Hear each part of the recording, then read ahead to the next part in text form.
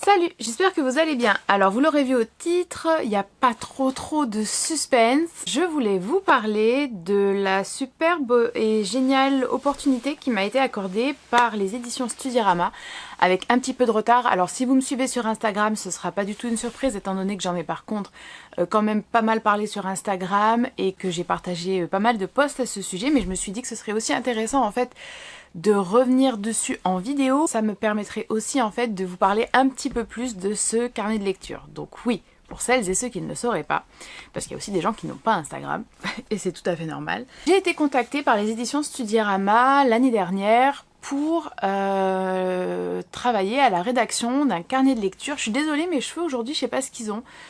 C'est un peu le bazar, mais écoutez, c'est comme ça. Donc déjà, j'étais hyper contente et hyper touchée qu'ils aient pensé à moi. J'ai commencé l'aventure avec une jeune femme qui ensuite a quitté pour des raisons personnelles, et puis j'ai travaillé avec après un autre jeune homme, et en fait c'était une super expérience. C'était des personnes vraiment très ouvertes d'esprit, de très bons conseils, très patientes, très bienveillantes, et ça a été très stimulant. Vraiment, j'ai adoré. L'idée qui m'a été proposée, c'est de rédiger un carnet de lecture qui se voulait être différent des carnets de lecture quand même qu'on voyait déjà un petit peu dans d'autres maisons d'édition, et on a décidé en fait de partir sur quelque chose de profondément littéraire en respectant aussi un petit peu finalement la DA entre guillemets de cette chaîne, en proposant un carnet de lecture dont le titre est Mon carnet de lecture sans frontières de nos classiques aux voix du monde. Vous savez, ça m'a rappelé aussi un petit peu le fait que j'aime beaucoup travailler sur des projets où il y a un regard extérieur et en fait et où on me drive, on me guide un petit peu. C'est vraiment enrichissant, c'est vraiment un travail fructueux et ça permet d'aborder les choses d'une manière différente. Donc c'était vraiment très agréable et très intéressant. Il y a eu tout un travail de rédaction pour la première partie du carnet, qui est une partie en fait qui est un préambule où effectivement je me présente, puis aussi je réfléchis en fait à la littérature, à la manière dont on peut lire, je donne des conseils sur comment on peut lire de façon plus régulière, plus agréable, etc. Sur la notion des classiques même. Et puis après, on a décidé de s'arrêter sur le nombre de 10 thématiques. Certaines sont par exemple les autrices françaises, des histoires d'amour, littératures africaines, classiques européens, réécriture, etc. Et il a fallu présenter en fait chaque thématique ainsi que sélectionner 10 ouvrages pour chaque thématique. L'idée étant d'arriver en fait à des recommandations de 100 livres finalement dans ce guide de lecture, puis de présenter parmi ces 10 ouvrages sélectionnés un ouvrage en profondeur, puis de donner mon coup de cœur. Donc il y a eu beaucoup de rédaction, mais c'était vraiment un plaisir. Alors c'était du travail effectivement, puis il y a eu un travail de recherche, il y a eu un travail de relecture, il y a eu un travail de sélection, ce qui n'a vraiment pas été facile. Il a vraiment fallu faire des choix. Il y avait des livres que j'avais envie de mettre dans plusieurs catégories, mais je pouvais pas. Il y avait des livres dont j'avais vraiment envie de parler, mais qui en fait étaient très difficilement trouvables, plus édités, pas traduits aussi. Donc il a vraiment fallu faire des choix en gardant à l'esprit qu'en fait c'est un carnet de lecture qu'on voulait aussi à destination du plus grand nombre. On voulait que ce soit un carnet de lecture qui puisse être utilisé par des personnes qui ont envie de se remettre à la littérature, à la lecture, des personnes qui ont fait ou pas des études de lettres, des étudiants ou des étudiantes, et potentiellement même aussi en fait des enseignants-enseignantes qui auraient envie d'avoir des recommandations qui sortent un tout petit peu des sentiers battus. Et d'ailleurs ce qui est assez pas drôle, mais une petite coïncidence qui m'a fait sourire, c'est que dans les autrices françaises, il me semble que je l'ai mise dans cette catégorie-là. Oui, j'ai mis Pluie et vent sur tes lumets miracles de Simone Schwarz-Barth, qui en fait est au programme du bac de français pour l'année prochaine. Voilà, enfin l'un des ouvrages possibles à choisir pour les enseignants. Donc voilà, c'est vraiment un carnet qu'on a voulu vraiment littéraire, et on a essayé en fait d'éviter tous les stéréotypes un petit peu, ou tous les clichés, ou tout ce qui pouvait être attendu d'un carnet de lecture. Et puis forcément, comme c'est un carnet, on a aussi réfléchi à la partie qui allait vous revenir, ou revenir aux lecteurs et lectrices. Il y a des fiches de lecture en fait à chaque fois pour chaque thématique.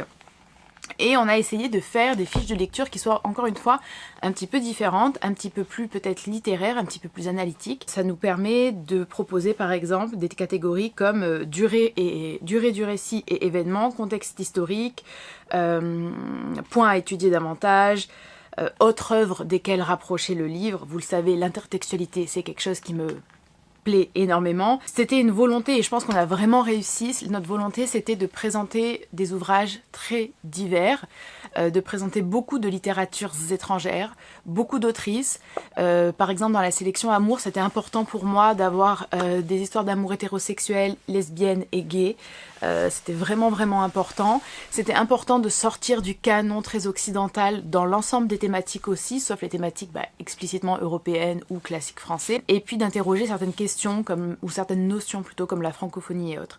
Bref, ça a été un super travail, je suis très contente, donc voilà, je voulais en reparler, je voulais préciser un petit peu parce que c'est vrai que finalement j'en ai pas du tout parlé pendant tout le processus de création. C'est vrai que ça s'inscrit dans ma démarche, dans une démarche qui me tient énormément à cœur et que j'essaye en fait de concrétiser de plusieurs façons, qui est de rendre la littérature accessible de diverses façons, même en dehors d'un cursus littéraire. Je crois que d'une certaine façon, ce que j'ai envie de faire, c'est une forme de continuité avec une éducation populaire sur la littérature, avec du contenu accessible gratuitement via les vidéos, du contenu payant parce que c'est beaucoup de travail avec un club de lecture régulier, avec du contenu, avec une revue littéraire, et puis ça c'est une superbe concrétisation avec un partenaire tiers extérieur, Studirama, qui s'inscrit aussi là-dedans. En plus c'est vrai que c'est à un prix qui est abordable, c'est 13,50 €, donc voilà, ça reste quand même abordable et ça s'inscrit donc parfaitement dans ce que j'ai envie de proposer sur cette chaîne et ce que j'espère réussir à proposer sur cette chaîne depuis un certain temps. C'est émouvant aussi de recevoir vos photos et vos partages et vos retours sur le carnet. Je suis très contente qu'il vous plaise. Je vous cache pas que depuis l'année dernière, en fait, j'écris beaucoup, globalement. Voilà, je ne vais pas rentrer dans les détails, mais là, je m'apprête à quitter mon chez-moi pour aller au parc tranquille et relire toutes ces pages. Encore une fois, qui sont des pages que j'ai écrites. Que sont-elles? C'est difficile de le dire à ce moment bien précis, parce que ça pourrait être aussi bien des pages écrites qui resteront dans un placard, dans un tiroir, des pages que je n'aurais plus jamais envie de relire, ça pourrait être un texte, ça pourrait devenir un livre, ça pourrait être quelque chose de publié, ça pourrait être quelque chose d'auto-publié, ça pourrait être quelque chose qui ne sera jamais lu par personne. Donc voilà, pour l'instant c'est à la fois tout et rien, et c'est le moment où c'est peut-être le moins stressant, quand ça n'existe que pour moi, et encore avec une identité assez changeante, et j'ai beaucoup d'autres idées en fait de textes, et voilà, c'est vrai que j'ai, même sur un aspect, alors ça c'est du coup c'est de la fiction, c'est entre guillemets de la littérature, si tant est que ça ait la qualité de la littérature, je veux dire. C'est vrai que ce carnet c'est pas de la littérature au sens de j'ai pas écrit de la fiction, j'ai pas écrit de la littérature, c'est plus à la croisée de l'essai ou de l'ouvrage d'analyse, on va dire. Et c'est un autre type d'écriture que j'aime. Ça m'a rappelé en fait l'exercice, différemment, mais ça m'a rappelé l'exercice de l'écriture de mémoire, que moi j'ai adoré, que ce soit en Master 1 ou en Master 2, j'ai trouvé ça génial d'écrire des mémoires. Juste, j'ai pas aimé la mise en page, clairement ça c'est c'est pas mon truc. J'avais adoré faire ça. J'en ai déjà parlé à plusieurs reprises, mais par exemple dans ma vidéo où je féminise le programme de l'agrégation, le programme du CAPES, maintenant que le CAPES est sur programme, où j'avais analysé aussi les manuels scolaires pour les spécialités HLP. Moi j'ai vraiment à cœur de mettre en avant le matrimoine littéraire. J'ai vraiment aussi envie de partager avec vous ce que ça fait de lire essentiellement des femmes. Ça fait maintenant plus de 2 ans ou 3 ans que je lis que des femmes, avec peut-être 3-4 exceptions durant l'année. Ça peut sembler être un choix totalement personnel, anecdotique, qui se cantonne à voilà ce que je retrouve en face de moi dans mes étagères et ce qui se retrouve entre mes mains le matin sur mon canapé, mais non, ça va beaucoup plus loin que ça. La démarche de ne lire quasiment que des femmes et tout ce que ça entraîne comme prise de conscience derrière, c'est gigantesque. Et c'est vrai que j'aurais très envie de pouvoir écrire un essai, on va dire, sur ça, sur la lecture d'autrices. Pourquoi, comment, qu'est-ce que ça produit, qu'est-ce que ça révèle, tout en profitant pour mettre en avant justement ces autrices. Là, on est à mi-chemin entre l'anthologie finalement, le carnet de lecture et l'ouvrage un petit peu aussi d'analyse. Et c'est vrai que j'aimerais beaucoup avoir l'opportunité pour la prochaine étape, d'aller dans un texte qui serait vraiment un texte d'analyse, pas d'anthologie effectivement, sur justement ce sujet-là, la lecture d'autrices, la littérature des femmes. Je ne parle même pas du sujet de l'écriture féminine qui est un vaste sujet. Mais voilà, je suis dans une, comment on peut dire, une ère, une période de ma vie où en fait l'écriture... alors l'écriture a toujours occupé une grande place, mais si vous voulez de manière très latente, très contenue, avec beaucoup de sentiments contradictoires et beaucoup de sentiments négatifs, parce que c'est le lieu de beaucoup de mes fragilités, de beaucoup de mes frustrations, de beaucoup de mon sentiment de non-accomplissement, de non-réalisation, et de beaucoup de jugement envers moi-même, clairement. Et j'ai l'impression que depuis un peu plus d'un an, on va dire, non, depuis un an, pas un peu plus d'un an, depuis un an, j'arrive un tout petit peu à débloquer ça et en fait à être dans quelque chose qui est vraiment dans l'action de l'écriture. C'est pas facile, ça demande beaucoup de temps, c'est souvent décevant, c'est souvent pas réjouissant, mais à la fin, c'est vraiment ce que j'ai envie de faire. Et puis je vois que ça aide beaucoup au niveau même de ma santé. Je trouve ça dommage d'avoir toutes ces idées, toutes ces pensées, en toute humilité bien sûr, mais c'est vrai que j'ai quand même lu beaucoup de femmes et j'aimerais pouvoir partager toutes ces réflexions-là avec vous. Donc, bon, mon objectif c'est de finir ça, de le corriger, de le laisser mûrir loin de moi puis d'y revenir. Et d'entamer ensuite la rédaction, soit de cet essai. Alors en fait, la rédaction de cet essai sur la littérature, sur lire des femmes, elle a déjà commencé. J'ai écrit plusieurs pages, puis j'ai abandonné pour ça. Donc si j'arrive à finir ça, je ne sais pas si je reviendrai à cet essai ou si je me tournerai vers un nouveau projet de fiction qui m'anime beaucoup et qui serait profondément cathartique. J'ai aussi envie un petit peu de... En fait, j'ai envie de vous parler un peu plus de l'écriture, mais en même temps, c'est bizarre de venir vous parler d'écriture alors que je suis publiée, certes, mais pas pour de la fiction, vous voyez ce que je veux dire? Pour l'instant, je n'ai rien mené à terme. Ça, il est même pas encore à terme. Donc, voilà. Et puis, on a toujours peur de se porter l'œil aussi. Je sais pas si j'y crois vraiment, mais en tout cas, ça plane quand même un petit peu en idée au-dessus de ma tête. Hein.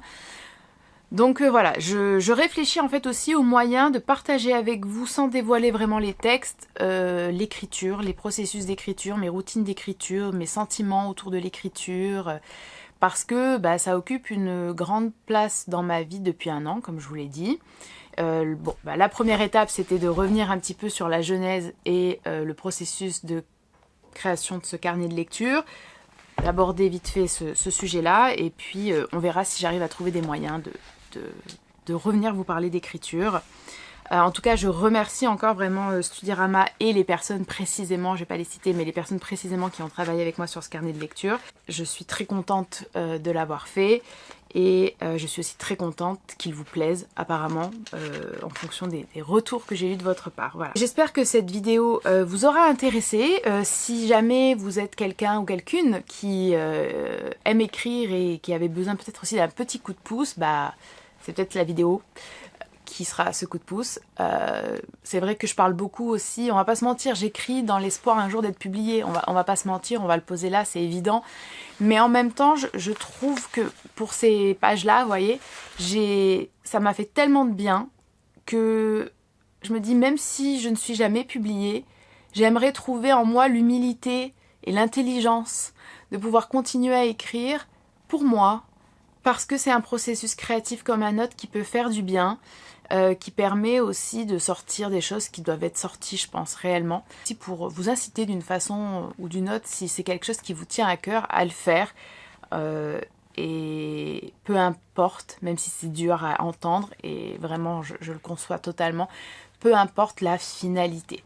Je me rends compte que cette vidéo, elle est un petit peu aussi en écho avec ma vidéo sur ma chaîne principale où je parle de mes carnets. C'est l'écriture sous toutes ses formes. On n'est pas tous obligés d'écrire de la fiction, on n'est pas tous obligés d'écrire des romans, on peut aussi écrire des poésies, des fragments, on peut écrire sur sa propre vie, on peut écrire des articles, des essais et puis les partager juste avec ses amis ou les partager sur un blog ou autre. Je pense que l'écriture est et tout le monde n'a pas besoin, pas envie d'écrire en termes de fiction, en termes de littérature. Par contre, je pense qu'on a tous parfois besoin d'écrire. Et par contre, il est vrai que moi, j'ai besoin. Ça, c'est évident, c'est indéniable, je le sais depuis toujours. J'ai besoin d'écrire. Et en même temps, parfois, ce qu'on aime le plus, c'est ce qu'on investit le moins par peur.